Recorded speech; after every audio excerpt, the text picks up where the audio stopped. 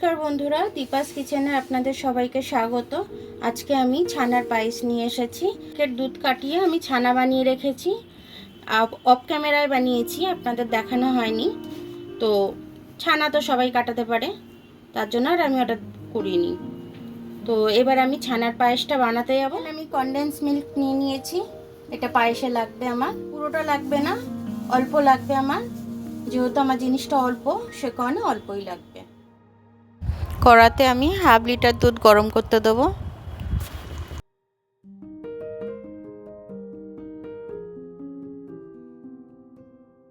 দেখুন বন্ধুরা, আমার দুধটা কিন্তু ফুটে গেছে। আমি একটু মিষ্টির জন্য চিনি দিয়ে দেবো।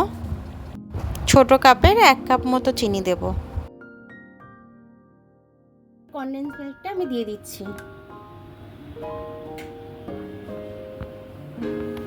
এবার আমি ছানাটা দিয়ে দেবো।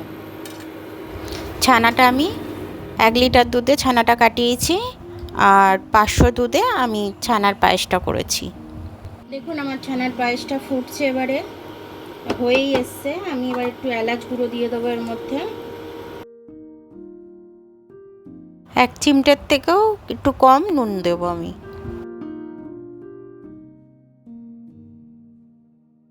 ফুটিয়ে ফুটিয়ে আর একটু গাঢ় করব, গাঢ় করে তারপর এটাকে আমি নামিয়ে নেব। দেখুন বন্ধুরা, আমার এটা হয়ে গেছে। এবার আমি এটাকে নামিয়ে নেব।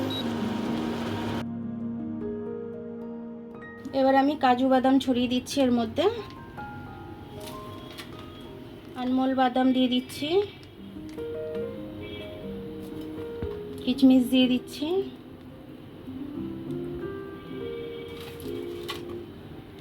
দেখুন বন্ধুরা, আমার ছানার পায়েসটা কিন্তু হয়ে গেল খুব সুন্দরভাবে, আর খুব কম সময়ের মধ্যে হয়ে গেল।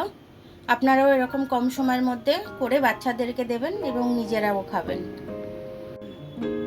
এবার একটু আমি তুলে দেখাচ্ছি আমার এটা ঘনত্বটা কীরকম হয়েছে। এরকম, এটা ঠান্ডা হলে আর একটু ঘনত্বটা বেড়ে যাবে, কারণ গরম বলে তার জন্য এখন ঘনত্বটা খুব কম দেখাচ্ছে একটু। আমার ভিডিওটা দেখার জন্য অনেক অনেক ধন্যবাদ। আমার ভিডিওটা যদি আপনাদের পছন্দ হয়, লাইক, সাবস্ক্রাইব, বেল আইকনটা একটু টিপে দেবেন। আর ফেসবুক থেকে দেখলে লাইক আর ফলোটা করে দেবেন, আর আমার পাশেই থাকবেন আপনারা। তাহলে আরও উৎসাহ পাবো, আরও এরকম নতুন নতুন রেসিপি নিয়ে আসবো।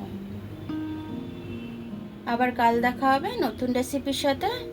ততক্ষণ আপনারা ভালো থাকবেন, আমি আসছি।